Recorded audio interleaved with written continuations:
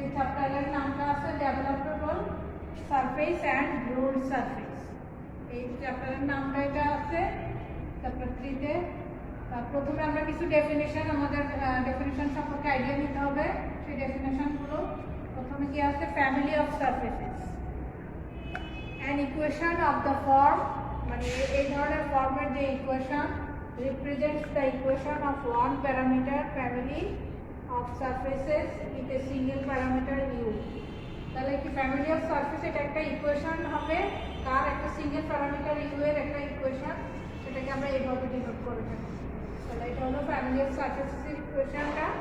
আর characteristic, second ডেফিনিশনটা characteristic সম্পর্কে কি লিখতে পারি, the curve of intersection of two consecutive members of the given family of surfaces is called the characteristic। তাহলে কি বলছি আমরা, the curve of intersection of two consecutive members of the given family, অর্থাৎ এই ধরনের দুইটা ফ্যামিলি অফ সারফেসের যে ইন্টারসেকশন হবে, হ্যাঁ, যে ইন্টারসেকশনে যে কার্ভটা হবে সেটাকে আমরা ক্যারেক্টারিস্টিক হিসেবে নাম দিচ্ছি। and it is the equation of given by এই ধরনের যে একটা ইকুয়েশন এরকম, এবং del f by del u equal to 0। হ্যাঁ, এই দুটো ইকুয়েশনের ইন্টারসেকশনের ফলে যে কার্ভটা উৎপন্ন হবে সেটাই হলো ক্যারেক্টারিস্টিক। এরপরে দেখো আরেকটা ডেফিনিশন, ইনভেলপ।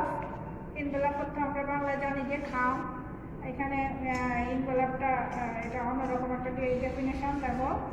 ইনভেলপটা কি, the locus of all characteristic of a given family of surfaces for different values of u is called the envelope of the given family, and it is obtained by the eliminating of the parameter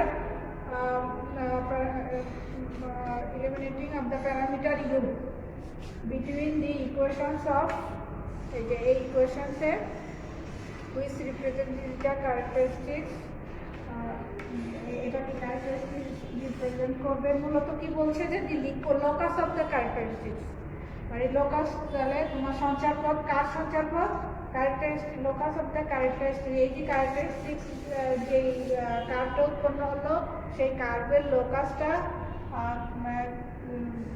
given family, হ্যাঁ, family of surfaces for different value, different U এর different ভ্যালুর জন্য যে আমরা এটা পাবো, characteristic পাবো, সেই ক্যারেক্টারিস্টিকের লোকাসটাকেই আমরা বলছি যে এনভেলপ, এবং সেটা আমরা ইলিমিনেটিং করে পাবো। ইউ প্যারামিটারটাকে ইলিমিনেটিং করার পরে যে লোকাসটা পাবো সেটাই হলো আমরা এনভেলপ হিসাবে আমরা আখ্যায়িত বলছি। আচ্ছা, নেক্সট ডেফিনেশন দেখো, ইট অফ রিগ্রেশন। এটাও locus, the locus of the ultimate points of the intersection of consecutive characteristics of one parameter family of the surfaces is called the ridge of regression। অর্থাৎ কি এটাও locus of the ultimate of points of intersection of consecutive characteristics, অর্থাৎ যে ক্যারেক্টারিস্টিক্সগুলো আমরা পাচ্ছি সেই মানে পাশাপাশি ক্যারেক্টারিস্টিকগুলোর ইন্টারসেকশনের ফলে যে সঞ্চারপথটা উৎপন্ন হবে, যে locus of the ultimate points of the intersection, তাহলে যে সঞ্চারপথটা উৎপন্ন হবে সেটাই মূলত হলো রিজ অফ দ্য রিগ্রেশন হিসাবে উল্লেখ করছি। এবং এটাকে আমরা পাবো কিভাবে, it is obtain by eliminating the parameter U. Parameter ইউটাকে অবটেন করে পাবো কোন ইকুয়েশনের থেকে, এই যে এই ধরনের ইকুয়েশন, একটা হলো এটা del f by del u equal to 0, অর্থাৎ এই তিনটা ইকুয়েশনের মাধ্যমে ইউকে ইলিমিনেটিং করে যে ইকুয়েশনটা পাবো সেটাই হলো তোমার রিজ অফ রিগ্রেশন। আচ্ছা, এখন ক্যারেক্টারিস্টিক লাইন সম্পর্কে কি বলছি। Characteristic line, the surfaces being plane, the curve of intersection of two consecutive planes will be a line called characteristic line। তাহলে এটা কি তোমার ক্যারেক্টারিস্টিক একটা লাইন, তাই না, একটা সরলরেখা বোঝাচ্ছে, এখানে লাইন বোঝাচ্ছে। the surfaces being plane the curve of intersection of two consecutive planes, মানে অর্থাৎ দুইটা পাশাপাশি প্লেনের মানে ফলে যে লাইনটা সৃষ্টি হবে, ইন্টারসেকশনের মাধ্যমে যে লাইনটা সৃষ্টি হবে সেটাকে আমরা বলছি যে ক্যারেক্টারিস্টিক লাইন। ক্যারেক্টারিস্টিক লাইন বলছি and it is the intersection of the planes. এরকম দুটা প্লেন, হ্যাঁ, একটা হলো function of equal to zero ধরে নিলাম আর একটা function of U plus del equal to zero. অর্থাৎ এই দুইটা প্লেনের ইন্টারসেকশনের ফলে যে লাইনটা উৎপন্ন হবে সেটাকে আমরা ক্যারেক্টারিস্টিক লাইন বলছি। And the equation is given by equal to zero, এবং এই ধরনের ইকুয়েশনটা পাওয়া যাবে ক্যারেক্টারিস্টিক লাইন। আচ্ছা, তারপরে ক্যারেক্টারিস্টিক পয়েন্ট। হ্যাঁ, পয়েন্ট সম্পর্কে আমরা কি বলছি? The ultimate intersection of consecutive characteristic line is called the characteristic point. তাহলে তোমার কি বলছি এটা, যে consecutive characteristic line, যে পাশাপাশি characteristic লাইনগুলো থাকবে, হ্যাঁ, এদের যে ইন্টারসেকশনের যেই মানে ছেদবিন্দুটা, হ্যাঁ, যেই আলটিমেট ইন্টারসেকশন, মানে তাদেরকে ছেদ করবে যে পয়েন্টে, সেই পয়েন্টটাকে আমরা বলছি যে ক্যারেক্টারিস্টিক পয়েন্ট। অর্থাৎ ক্যারেক্টারিস্টিক লাইনগুলোর ইন্টারসেকশন যে পয়েন্টে হচ্ছে সেই পয়েন্টটাকে আমরা ক্যারেক্টারিস্টিক পয়েন্ট হিসাবে উল্লেখ করছি। তাহলে আমাদের এই কয়টা ডেফিনিশন আমাদের একটু বেসিক আইডিয়া নিতে হবে। আমরা এই ডেফিনিশনগুলো একটু দেখে নিবা। আচ্ছা, নেক্সট দেখো পেজ নাম্বার 81-এ ডেভেলপেবল সারফেস ডেফিনিশন আছে। সেটা কি বলছে? The envelope of a single parameter family of planes is called a developable surface. তাহলে the envelope of a singular parameter family, হ্যাঁ, সিঙ্গুলার প্যারামিটার ফ্যামিলি অফ প্লেনসের যে এনভেলপ সেটাই হলো তোমার ডেভেলপেবল সারফেস। আচ্ছা, থিওরেম, একটা থিওরেম আছে, সেটা কি? State and prove the necessary and sufficient condition for a surface to be a developable surface is that the three আছে, state and prove the necessary and sufficient condition for a surface to be a developable surface is that the Gaussian curvature is zero. অর্থাৎ কি, মানে তোমাকে state and prove করতে বলছে যে একটা surface ডেভেলপেবল সারফেসের জন্য গসিয়ান কার্ভেচারটা জিরো হবে। মানে একটা সারফেস ডেভেলপেবল হবে যখন গসিয়ান কার্ভেচারটা জিরো হবে। এটা তোমাকে নেসেসারি এন্ড সাফিসিয়েন্ট কন্ডিশনের মাধ্যমে প্রমাণ করতে হবে। তাহলে প্রথম নেসেসারি কন্ডিশনে আমরা কি বলছি? We know that tangents to the edge of regression are the generators of the developable surface. এটা আমরা জানি যে ট্যানজেন্ট কার এডজ অফ রিগ্রেশন, এটা যে ট্যানজেন্টটা সেটা হলো জেনারেটরস হিসাবে ইয়ে হচ্ছে developable surface generator of the developable সার্ভিসের। Let x equal to xx be the equation of edge of regression and p be any point on it. যে পাশের ছবিটা আছে, and it and t equal to t of s be the unit tangent vector. এগুলো মানে পরিচিতি দিচ্ছি আমরা। t টা unit tangent vector along the generator of the developable through p. অর্থাৎ এই p দিয়ে যেটা ট্যানজেন্ট হিসাবে বলছি, এটা x নাম দিচ্ছি, এটাকে y নাম দিচ্ছি। হ্যাঁ, এটা তোমার p বিন্দুতে এটা সারফেস, p বিন্দুতে এটা একটা ট্যানজেন্ট। আচ্ছা, নেক্সট আমরা কি বলছি? নাও if y is the position vector of any point q, তাহলে q এর পজিশন ভেক্টরটা কি? y on this generator, then the form of the figure we have y equal to xs plus lambda s. এটা আমরা এই যে y এর ইকুয়েশনটা আমরা লিখতে পারি এরকম x plus lambda t, এটা লাইনের ইকুয়েশন থেকে, ট্যানজেন্ট লাইনের ইকুয়েশন যেটা আমরা সেটা সাপেক্ষে আর কি, সেটার মতো এটা লিখলাম। The above equation may be taken as the equation of developable surface with two parameters s and lambda. এখানে দুইটা প্যারামিটার ইউজ করা হলো, একটা হলো s আর একটা হলো ল্যামডা। এই দুইটা ইকুয়েশনে তোমার ডেভেলপেবল সারফেসের দুইটা ইকুয়েশনে আমরা দুইটা প্যারামিটার s এবং ল্যামডা ইউজ করছি।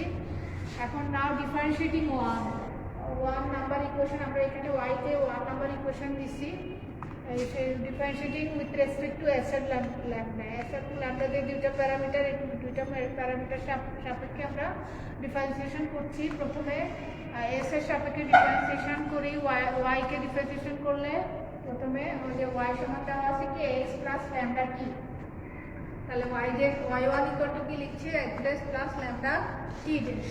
এখান থেকে এক্স ড্যাশের পরিবর্তে টি লিখলাম আর টি ড্যাশের পরিবর্তে কাপ্পায়ান, এটা সেরেক্টর ফর্মুলা থেকে টি প্লাস ল্যাম্বডা কাপ্পায়ান গুণ করে লিখলাম। আবার ওয়াই টু, এটাকে হলো ল্যাম্বডার সাপেক্ষে, ওয়াইকে ল্যাম্বডার সাপেক্ষে করলে ওয়াই টু সমান টি দিলাম। হ্যাঁ, ল্যাম্বডার সাপেক্ষে করলে শুধু এখানে যে ল্যাম্বডাটা ইয়েটা পাওয়া যাবে, টি পাওয়া যাবে। আচ্ছা, এখন ক্রস প্রোডাক্ট করছি কার, ওয়াই ওয়ান এবং ওয়াই টু এর ক্রস প্রোডাক্ট। এই যে ওয়াই ওয়ান এই মানটা ক্রস প্রোডাক্ট টি, তাহলে তোমার প্রথমে টি টি ক্রস টির জন্য জিরো আসবে, এটার আমরা লিখিনি যেহেতু সেম ভেক্টরের ক্রস প্রোডাক্ট জিরো আমরা জানি। এটার সাথে এটা গুণ, এখন ল্যাম্বডা কাপ্পা এন ক্রস টি এর মান, টি ক্রস এন এর মান বি জানি, যেহেতু উল্টাভাবে আসছে এই জন্য মাইনাস হবে একটা ল্যাম্বডা কাপ্পা বি, এটা আসলো এটার মান। আচ্ছা, এখন আবার ওয়াই ওয়ান ওয়ান, এটা কোত্থেকে পাচ্ছি, এই 2 নাম্বার ইকুয়েশন যেটা ওয়াই ওয়ান নাম দিচ্ছি সেটা 2 নাম্বার ইকুয়েশন। এটাকে প্রথমে এস এর সাপেক্ষে ডিফারেন্সিয়েশন করে লিখলাম, সেখান থেকে ওয়াই ওয়ান আমি পেলাম, এটাকে এস এর সাপেক্ষে ডিফারেন্সিয়েশন করে টি ড্যাশ প্লাস ল্যাম্বডা, এখানে 2টা ভেরিয়েবল আছে ভিতরে, এই যে 2টা ভেরিয়েবল ডিফারেন্সিয়েট করে লিখলাম। এখন টি ড্যাশের পরিবর্তে কাপ্পায়ান, ল্যাম্বডা এই যে অ্যান্ড ড্যাশের পরিবর্তে এই মানটা, এটা সেরেক্টর ফর্মুলা থেকে আমরা জানি এই মানটাও, আর এটা যা আছে আমরা বসালাম। এখন গুণ করে দিয়ে এই লাইনটা লিখলাম গুণ করে। আচ্ছা, এখন ওয়াই ওয়ান টু এর মান আমরা এটা কি পেলাম, Y one two equal to 0 plus kappa N তোমার এখানে কাপ্পা এন হবে ওয়াই ওয়ানকে, এটা যে ওয়াই ওয়ান ছিল সেটাকে তুমি কার সাপেক্ষে করছি আমরা, ল্যাম্বডার সাপেক্ষে ডিফারেন্সিয়েশন, তাহলে এটা 0 হয়ে যাবে প্রথম অংশটা। এই যে ল্যাম্বডার সাপেক্ষে করলে কাপ্পায়ান শুধু পাওয়া গেল, কাপ্পায়ান। ওয়াই টু দেখো টি আছে, সেটাকে আমরা কার সাপেক্ষে করছি, আমরা ল্যাম্বডার সাপেক্ষে করছি, ল্যাম্বডার সাপেক্ষে করলে 0 হয়ে যাচ্ছে, এটা 0 হয়ে যাচ্ছে। আচ্ছা, এখন এন এর মানটা বের করে রাখা লাগবে, এন ইকুয়াল টু আমরা Y one cross Y two divided by root over E G minus R square, তাহলে এই মানটা আমাদের যা বের করছি আমরা এখানে এইটা ডিভাইডেড বাই এটা যা আছে লিখে রাখলাম। আচ্ছা, আমাদের এখন স্মল ই এফ জি এর মান বের করতে হবে। স্মল ই ইকুয়াল টু কি Y one one dot N, তাহলে Y one one dot N, আমরা ওয়াই ওয়ান ওয়ানের মান অলরেডি জানি, এই যে এই মানটা ওয়াই ওয়ান ওয়ান সরি এই মানটা ওয়াই ওয়ান ওয়ান মানে এই মানটা, হ্যাঁ এই মানটা ডট এন মানে এই মানটা। তাহলে শুধুমাত্র সেম ভেক্টরের ডট প্রোডাক্ট বি এর সাথে যে ডট প্রোডাক্ট সেটা হবে, বাকিগুলো কিন্তু সব 0 হয়ে গেছে। আমার এখানে আমি লেখা হয়নি, তোমরা একটু সাইডে লিখে টিকে মানে বের করে নিবা যে শুধুমাত্র এন এর সাথে যে বি আছে এবং এই যে ওয়াই ওয়ান এর সাথে যে বি আছে এই দুইটার গুণ হবে, বাকিগুলো সব 0 হয়ে যাবে যেহেতু অপোজিট ভেক্টরের ডট প্রোডাক্ট আছে। তাহলে এই অংশটা থাকে, দেখো এই অংশটাই থাকে ল্যাম্বডা কাপ্পা টাও, আর এখানে আছে তোমার minus lambda kappa B lambda kappa, তাহলে কি ল্যাম্বডা স্কোয়ার কাপ্পা স্কোয়ার টাও ডিভাইডেড বাই এটা, যেহেতু একটা মাইনাস আছে এটা আসলো। এফ এর মানটা Y one two dot N, হ্যাঁ ওয়াই ওয়ান টুর মান আমরা 0 জানি, এর জন্য 0। একইভাবে জি এর মানটা Y two two dot N equal to 0, Y two two এর মানটাও আমরা বের করে নিচ্ছি 0, তাহলে এটাও 0 চলে আসলো। Gaussian Cartesian kappa equal to, এটা আমরা সূত্র জানি E G minus F square by E G minus F square, এই মানটা ইকুয়াল টু 0 হবে। কেন 0 হবে আমরা বের করছি, সেখানে এফ এর মানটাও 0 আসছে, জি এর মানটা উপরে যদি বসাই ই এবং এফ এর মান তাহলে 0 চলে আসে, এর জন্য 0 হচ্ছে। তাহলে দেখা গেল যে কি গসিয়ান কার্টেসিয়ানটা কে ইকুয়াল টু 0, তাহলে কি লিখলাম আমরা, hence K equal to 0 is the necessary condition for the surface to be developed. তাহলে কে ইকুয়াল টু 0 হলে সারফেসটা ডেভেলপেবল সারফেসের জন্য গসিয়ান কার্ভেচার ইকুয়াল টু 0, এটা নেসেসারি কন্ডিশনটা প্রমাণ হলো। এখন আমরা সাফিসিয়েন্ট কন্ডিশনটা প্রমাণ করব। সেখানে আমরা বলছি যে প্রথমে let the Gaussian curvature K equal to 0, আমরা ধরে নিচ্ছি এখন উল্টাভাবে যে কে ইকুয়াল টু 0 হলে এটা ডেভেলপেবল সারফেস হবে, সেটা আমাদের প্রমাণ করে দেখাতে হবে। তাহলে এখান থেকে আমরা এটা সারফেসের equation x equal to x of uv, so that eg minus f square, eg minus f square equal to আমরা লিখতে পারি এখানে e এর মানটা x1 ডট n1 আর g এর মান x2 ডট n2, f এর মানটা কিভাবে আসছে দেখো, x1 ডট n2 আবার x2 dot n1 equal to 0। আচ্ছা, এখন এই দুইটাকে মানে সামারাইজড করে এই ডট প্রোডাক্ট হিসাবে এটা লেখা যায় x1 cross x2 dot n1 cross n2, মানে এটাকে ভাঙালে এটা পাওয়া যায়। এটা আমরা ভেক্টরের জিওমেট্রি থেকে এই সূত্রটা আমরা অলরেডি জানি, সেটাই অ্যাপ্লাই করলাম এখানে। আচ্ছা, এখন এটা সমান আমরা লিখতে পারি n dot n1 cross n2, হ্যাঁ n dot into n1 cross n2 লিখতে পারি আমরা। এখানে ওই যে তোমার মানটা দেওয়া আছে, তোমার n এর মানটা দেওয়া আছে already x1 cross x2, x1 cross x2 দেওয়া আছে। তাহলে তোমার এটা আমরা লিখতে পারি, তাহলে এই সূত্রটা n ইকুয়াল টু দেওয়া আছে, সেখান থেকে x1 ক্রস x2 বের করলে এই যে নিচেটা ইন্টু n, হ্যাঁ সেটাই এখানে বসানো হলো এই যে এটার পরিবর্তে। তো সেখানে শুধুমাত্র nটা পাওয়া যাবে n1 n2, এটা একটা বক্স প্রোডাক্ট পাওয়া গেল এই তিনটা ভেক্টরের, এটা ইকুয়াল টু 0। তাহলে এই তিনটে ভেক্টরের বক্স প্রোডাক্ট ইকুয়াল টু 0 মানে ওই তিনটা ভেক্টর আর কোপ্ল্যানার, মানে একই সমতলে অবস্থান করবে তিনটা ভেক্টর n1 এবং n2।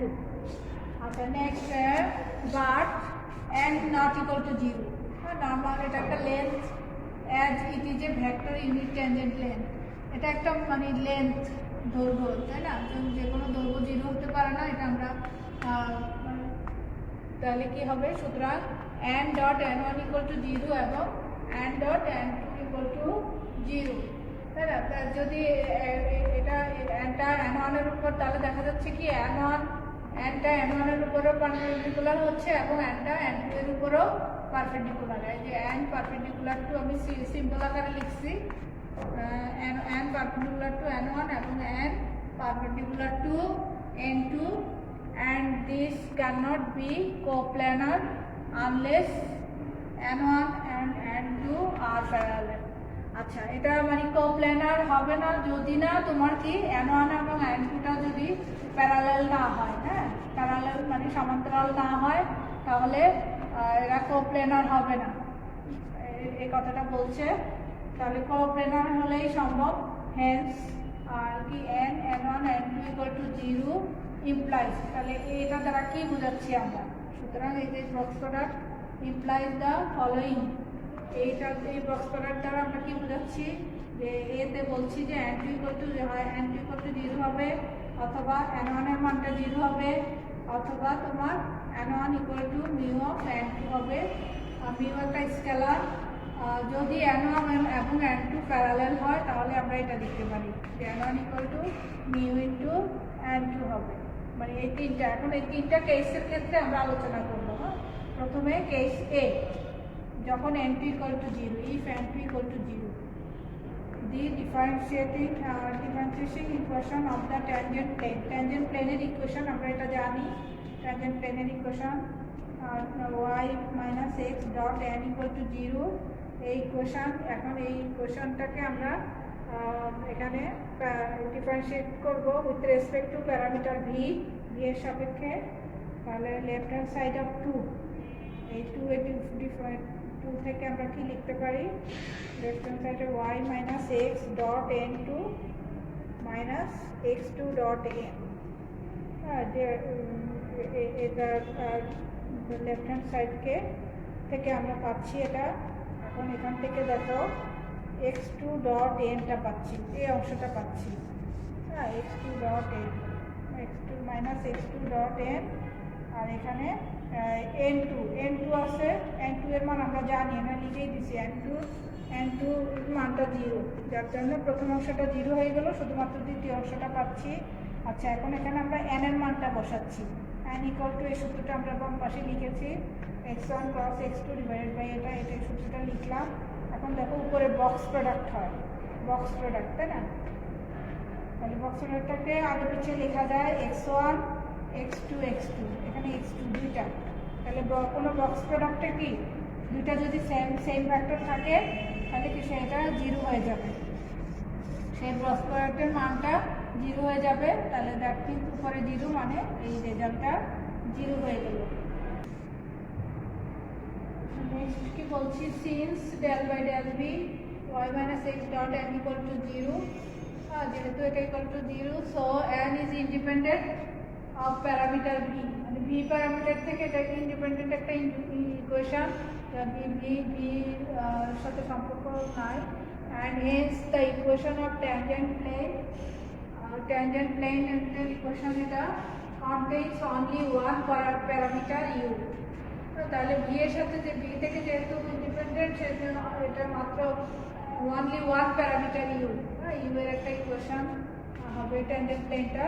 so that the surface is the envelope of a single parameter family of planes। তাহলে সারফেসটা কি হবে, একটা এনভেলপ হবে single parameter family of plane which is developable, এটা এই হবে which is developable, তাই? তাহলে যেটা দ্বারা বোঝা যাচ্ছে যে এটা একটা developable surface, developable only one parameter থাকবে। আচ্ছা, এখন কেস বি তে যেটা আছে if n1 equal to 0, case A তে ছিল কি তোমার n2 ইকুয়াল টু 0 এর জন্য কি, আর এটা হলো n1 ইকুয়াল টু 0, কাজগুলো ঠিক সেম হবে।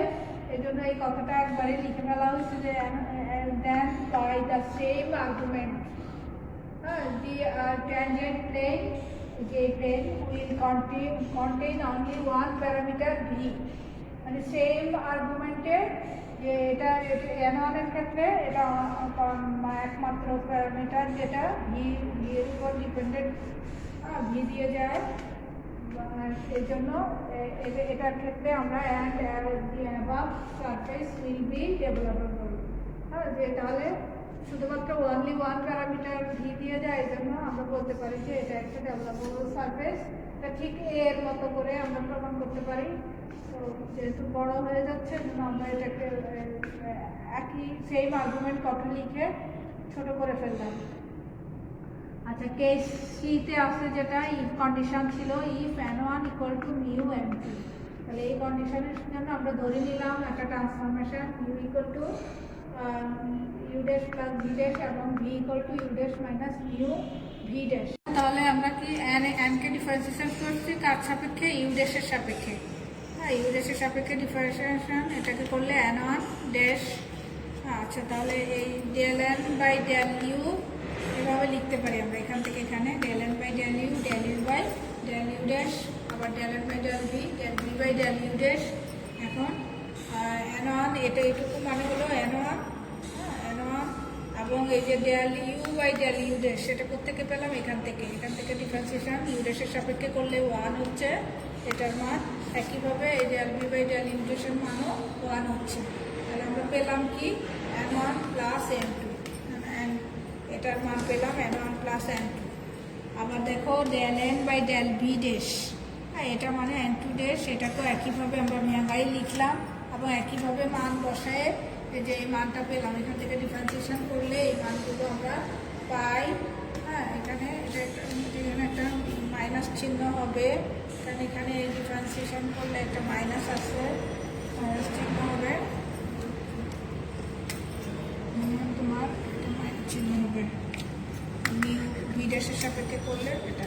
আচ্ছা, তাহলে পেলাম কি finally n1 minus mu n2, এই যে মিউ n2 এটা পেলাম এটা এখান থেকে। তাহলে these relations show that n is independent, তাহলে এই দুটো রিলেশন থেকে আমরা দেখাতে পারি যে nটা independent parameter of v dash থেকে, মানে v ড্যাশ থেকে ইন্ডিপেন্ডেন্ট একটা nটা ইন্ডিপেন্ডেন্ট হবে because del n by del v dash equal to n1 minus mu n2, that implies এখান দ্যাট ইকুয়াল টু এখান থেকে লিখতে পারি তোমার n1 minus n2 equal to 0, যেহেতু আমরা কি বলছি যে n1 equal to mu n2, n1 equal to mu n2, সেখান থেকে equal to del N by del V dash, এই যে del N by del V dash equal to 0, এখানে চিহ্নটা del N by del V dash equal to 0, তাহলে n is constant. হ্যাঁ, তাহলে এখান থেকে একটা ডিফারেন্সিয়েশন করার পরে এটাকে ইন্টিগ্রেশন করলে আমরা কি পাবো, nটা কনস্ট্যান্ট একটা মান পাবো, n is constant, n is the Independent of V dash, তাহলে nটা ভি ড্যাশ থেকে ইন্ডিপেন্ডেন্ট হবে and it depends only one parameter u dash and so the surface is developable।